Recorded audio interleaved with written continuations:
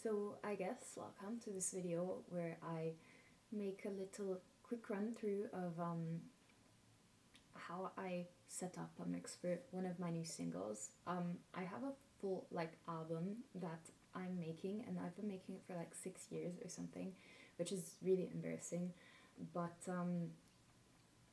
I didn't stop, so I'm still trying to finish it and get it out and have it released and stuff. And because it's going so slow, and every time that I work on something I realize that so many more things have to be done, I decided to release two singles, or one single, two songs, and one of them is basically almost done, so maybe I'll make a video about that later on. It's not that interesting, but the other one is not done, and even the mix isn't set up, so I think now I'm going to do a little mix setup.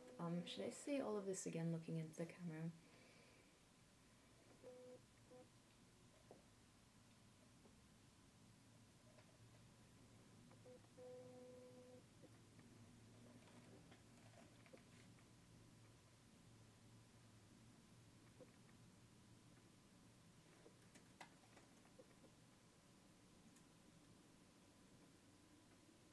Okay, so what I do have here is the tracks that I've already colored. I have a stack for the drums. This is more like the basic drums, so this just two toms, kick snare. It's quite simple, to be honest, not a lot of microphones, but enough. And then I have another stack, which I should group, but I'm not going to mess around with that right now because I'm tight on time. And these are what is this called? These are oh yeah, percussions. So they sound kind of like this, right? Quite quiet. They're all quite quiet. That wasn't quiet. And then I have some guitars that are from the demo, and then I have some vocals that are from the demo because I did new recordings but they weren't good enough, and then I have some backing vocals down here. So basically what I'm going to do is, even if I exchange the tracks, I'm still going to set up a mix to at least have an idea of how it should sound and work like. So the thing about it is that I actually think that it sounds pretty good even the way it is. I have some recordings or some exports of this session that I thought sound so good, and I thought that the mix was already done, but apparently it isn't, so it's a bit of a weird one.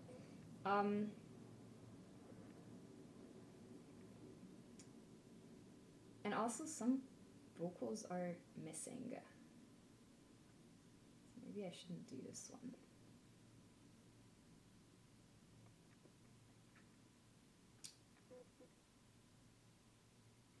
So let's go for a different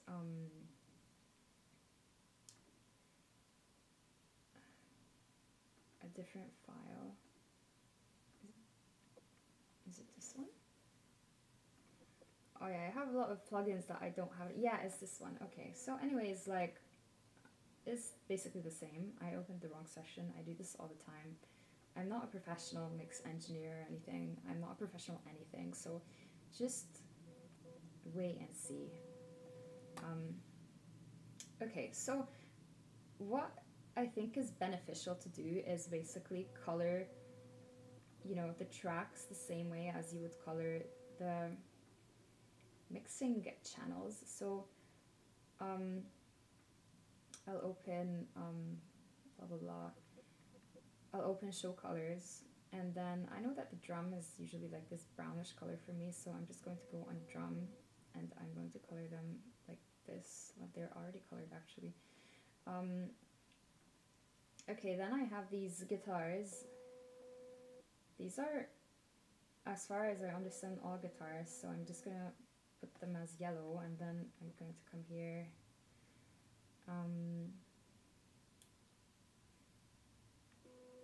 Where are they even?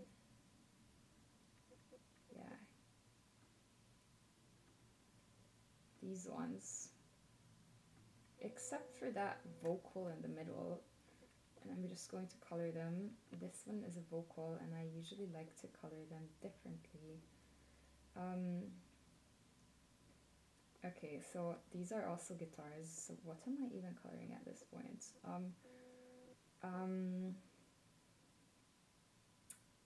Yeah, okay. So these two are actually chords for the chorus. Different color. Okay. And then I think these two are the chords again. Like it changed it for me down there. Okay, these two are also just like some other guitar tracks. I think these are usually not even playing, but I'm not sure. Okay, now let's move on to all of this nice instruments that are percussions. I keep forgetting this word, and I colored them green throughs. Okay, this is vocal, so usually I like to use these like purple colors for vocals. And now, so I have two types of vocals, right? I have some from the demo recording, which are way well sung than the like the official recordings.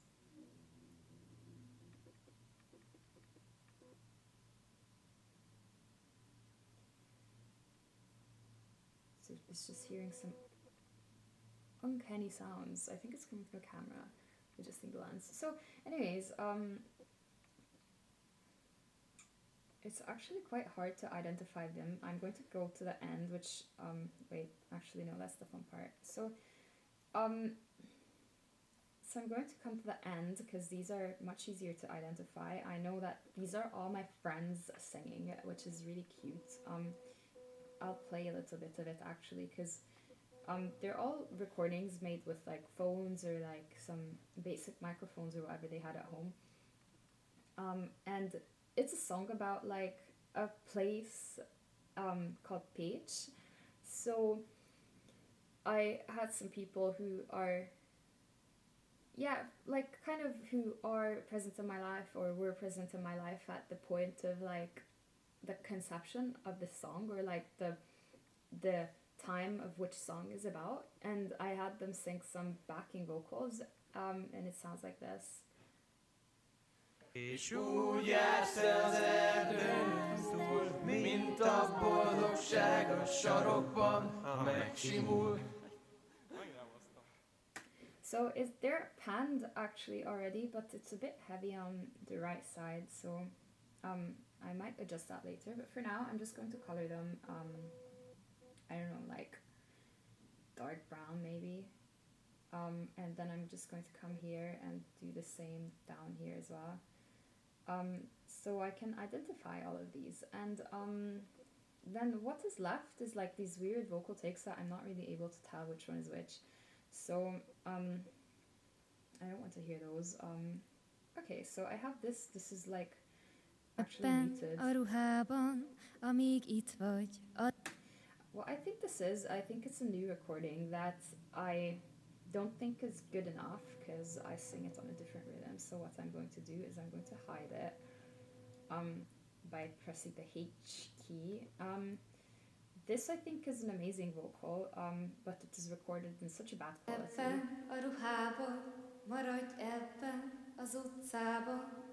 So it actually sounds so bad, but what I think is special about this one is that is it this one? What I think is special about it is that it is sung so naturally, like perfectly going with the kind of the swing with this of the song. Like a lot of the stuff that I do in music isn't really correct. I guess I'm not really a technical player or anything. The only technique that I'm really interested in is stuff that makes it easier for me to play or literally to play or experiment. Like other stuff doesn't really interest me, like this wankery about who's a better musician and you know, like how difficult the things that you can do are, and like this kind of stuff is just not for me.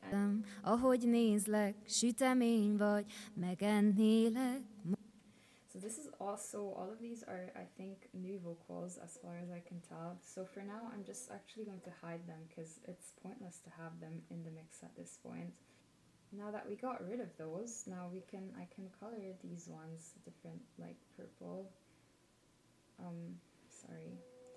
So the chorus, I will go for this darker pink, and then have some backing vocals. Like, what colors did I use? Maybe I can use a purple or something. Okay, so nice like purple and burgundy hues down there. Well, obviously if you unmute these, then you can see what they look like. So, okay, so you can see that it's a really nice rainbowy thingy. It's just going to help me see what's going on. Also because I'm going to set up like, I don't know even what you call this, but like a multi-channel mixing thingy. So basically now, as you can see, most of the stuff goes to a stereo out channel. This is like really bad. And it's not going to sound anything like an actual mix. So, oh wow, I also have a lot of UAD plugins here because I no longer have access to these, so I can just, let's leave that for later. So, okay, so what I'm going to do is that I'm going to take all of this. So it's, okay, so these are going like to bus 1, which is the input of this drum bus actually, so this is already grouped. So it's going to be hard doing it this way actually, because this should be, can I move this? I can, amateur, sorry. Okay, so I can't move it, so what I'm going to do is, because I want them to be next to each other, so I'm just going to route it again to this thing called bus 5 over here. Then it's going to appear here with the input of bus 5, and I'm going to call it drums. This is like the first thing that I'm going to do. And then I'm going to color it so I know what it is. It's the drums. What color was it? That maybe. There's some reverbs, I usually color them blue. We'll get to that later. Yep, and then I have some guitars, so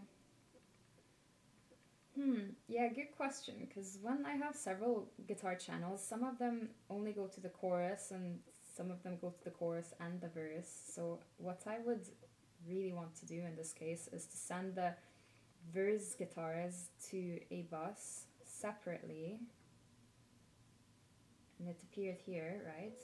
I'm going to call it guitar verse. You can't even, it's not, okay, yeah. And I'm going to color it like yellow, and then I'm going to do another one for these two, which are going to go to a new bus 7, and it is going to be colored like this, I think, or something. And this is a guitar chorus. Looks like it's a Russian guitar Russ.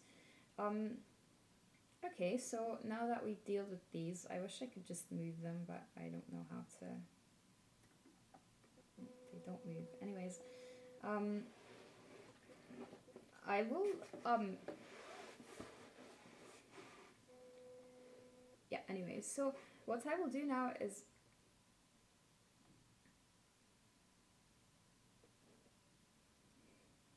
okay, so what I'll do now is I'm going to take all of the percussions, and I'm going to route them again to a different bus. For some reason it says input 5. Anyways, it doesn't matter. I'm going to route it to 8, and I'm going to color it, this number 8, to green. I'm just going to call it minute in Hungarian. So basically all of these can be controlled separately, right? So instead of having to control every single track separately, you can put them into categories and then just control them like by their category, rather than, you know, like picking 8 like percussion tracks at the same time, right? And then what I'll do here is I'm going to take my vocals. So what is going on here exactly? So what I'd like to understand is actually what part of the song are my vocals playing, because it depends on that which bus I would route them in. So this, for example. Az utcában, amíg itt vagy, addig nyár van, maradjál még nyár. But I think it also plays on the chorus. Nevetsz, mindenki otthon van. Okay, so this is definitely going to go to its own separate bus, because I want to be able to control the main vocals separately, which is reasonable, I guess.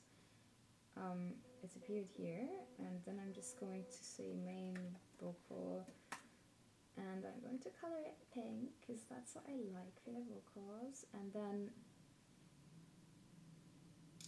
yeah, and then what I'm going to consider is having the chorus actually, like this vocal track, with the backing vocals, because really that only plays together with the backing vocals, right? And it sounds kind of like this. Mezítláb a patakban, ha nevetsz, mindenki otthon van. Very embarrassingly dry. I'm not even sure why, but it's actually a good thing, because after we route them to a bus together, it means that we can put an effect on them all together, which is going to be really good for us. Here's my new bus. This is taking so long and it's so meticulous, but I swear to God, once you learn this, it is just such a nice way to do mixing. Alright, and I'm going to call it backing vox 1. Oh, Vax. Don't get backing Vaxes, guys. Yeah, and that, for example, now I have all of those three vocals coming here, so instead of putting a reverb on all of them separately, I can just put one on here, or yeah, let's just stay at the second, do even better things. Like I could split the signal and make it go into reverb channel, but just for the sake of simplicity, I'm just going to show you how I can put like a nice little Logic pre-included reverb, like pretty low because it's directly on the channel. So now, if you listen to them, they sound like this. Az erdőn túl.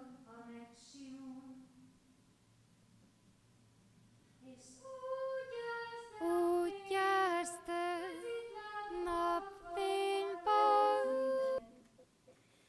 So, yeah.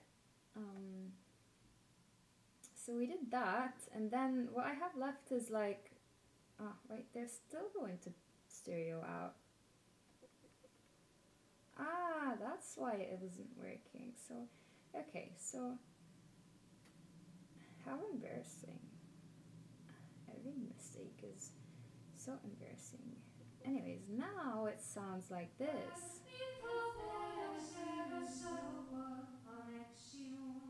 By the way, I hate this reverb. Like, I don't know why this is the one I used, but it's just like, I was just doing it too quickly.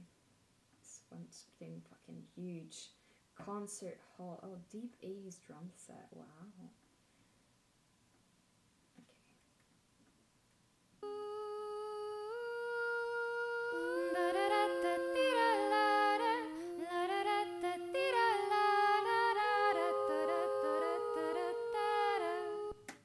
Much more satisfying, honestly.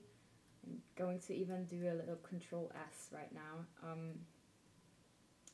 What a nice reverb, genuinely. Okay, and then I have my friends singing into like phones and stuff. They weren't all singing in phones actually. I think some of them sang into microphones. And then I'm going to open another bus for them. This is like the last one that I'm going to have. It's going to be colored like this. And it's going to say, what should it say? Friends.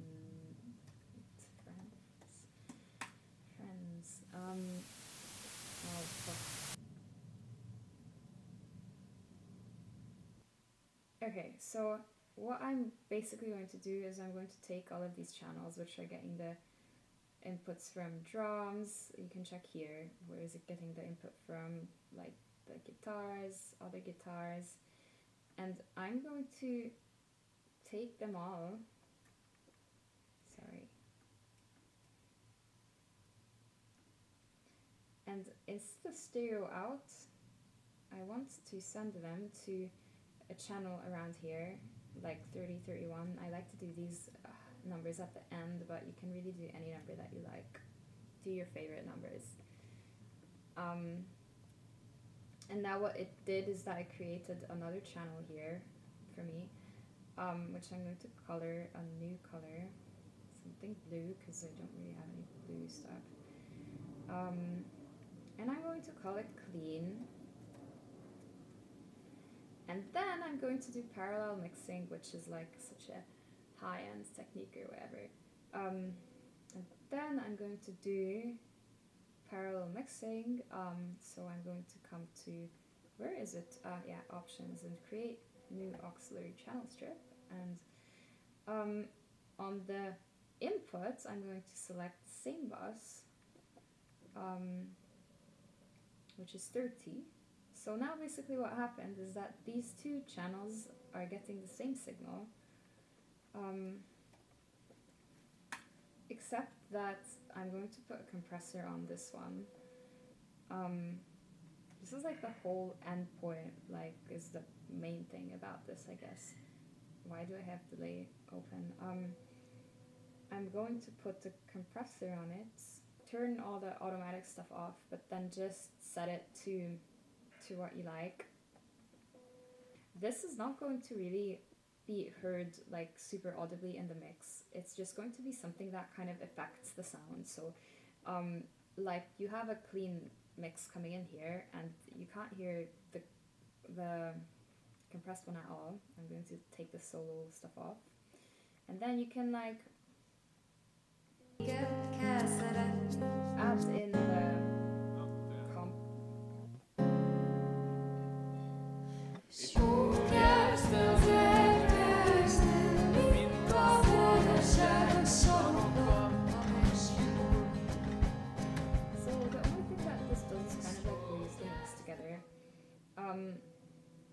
And then in the end, what other stuff you can do is that you can send these two, clean and comp, to another bus, like let's say 31 for example, and call it like a master channel or whatever you want to call it basically, and just find another blue for it, so the blue kind of evolves, right?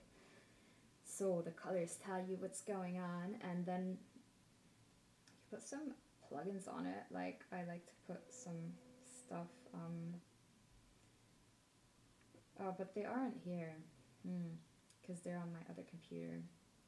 Anyways, you can put like a limiter, for example, if you want to. You know, it's a free world. You choose your own plugins on your master channel, and yeah, that's about it. Like you can put a thing like a meter, a loudness meter, to see that your mix is under the -12 benchmark, which is supposed to be under.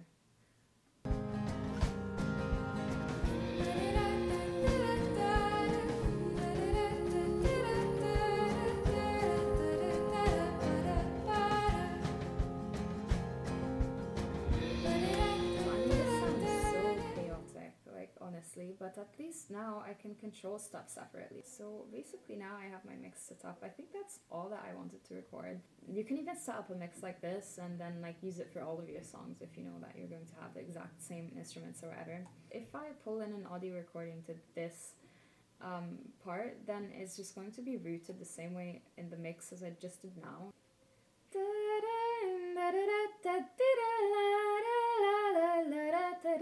What a happy song. Yeah, so the thing about it is that like I have these backing vocals and stuff, for example, that are like just some recorded with the 80-20-20 or whatever, and I'm literally just going to leave them in the song because like obviously the main vocal quality isn't good enough, and obviously I have some backing vocals actually re-recorded that are good enough, but I'm just going to layer them because it is so nice this way. I don't know, I just love how they sound. I don't even know what's going on. They're not even, what's even going on with these? You know, I still feel like I had a session, like a session file of this song where the mix was done and like I had some work done on the song and stuff, but maybe it's because I mixed with all of these UAD plugins, which I no longer have access to because I can't afford them. I'm just going to have to go on the internet and check what all of these are and replace them with some stock plugins. So I can replace them with something else, like for example, what is this supposed to be? SSL, that's probably like a compressor of some kind.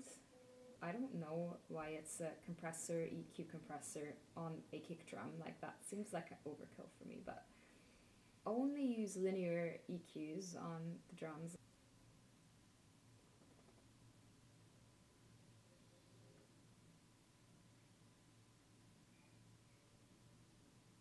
Okay, so I noticed a huge mistake, and that is that these channels are not guitars, they're actually vocals. I leave them next to the backing vocals, then I color them, and then this makes so much sense actually, because I was wondering how the backing vocals can be so good without like having more than 2 tracks. Is this color purple? So, and I'm just going to reroute them to backing vocals, so now they all get the same effects and stuff.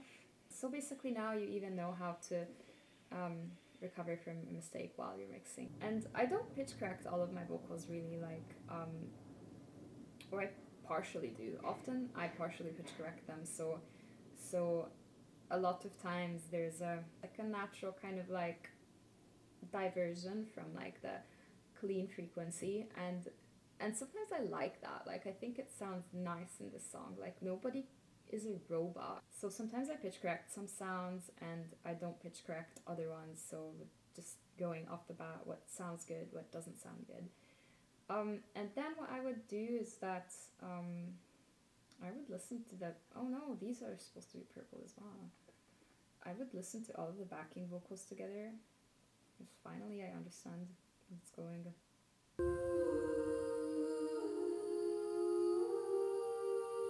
Yeah, I mean this, honestly, I think it sounds so good. And it is also sounding so good because the quality is so bad. And then it's just pushed through some reverb. So they're pushed through all sorts of like reverbs and like this bad quality and whatever. And like it has a lot of like unnecessary frequencies on the highs and stuff, but it never bothered me on the original mix. What I can do on the backing vocals is I can do a little bit of EQ. I mean, to cut, I would use just a channel EQ. So as you can see, it removed some frequencies actually. Sometimes it's good to spend a lot of time with a mix, but sometimes it's nice to actually leave the bad things in it, I think. And I think in the case of this song, to some extent, I will do that. I'm also going to have some good quality recordings in there. I think I have some guitar tracks somewhere as well. But some of the sounds I think that are so nice to me on this track, and that's really what I care about, right, is that it's coming from the bad parts, really. Like it's a crappy recording with a lot of like noise on the high frequencies, and I like it. Like, you know, some people have to, you know, like manually add back like noise and dirt and stuff into their tracks because the recordings are so good, and then like the you know, like the microphones are amazing, and like the singer is perfect, and like the instruments are like extremely expensive, and you know, like everything is so high quality that like it just like doesn't have any story to it, you know. And and you could record this song 1,000 ways, even if the instrumentation is completely the same, right? Really, what I found is that like the character of the song and like what it's going to be like, it begins to be like birthed like at the point that you record something. So it matters what mood you're in, it matters what microphones you use, but like every single millimeter of the microphone placement also matters. Like no matter how like knowledgeable some people are and how important that knowledge is to make a good recording, like you can never get rid of the, you know, like the by chance differences. I mean, like even if you just change a couple of millimeters, like it's going to be a different recording, right?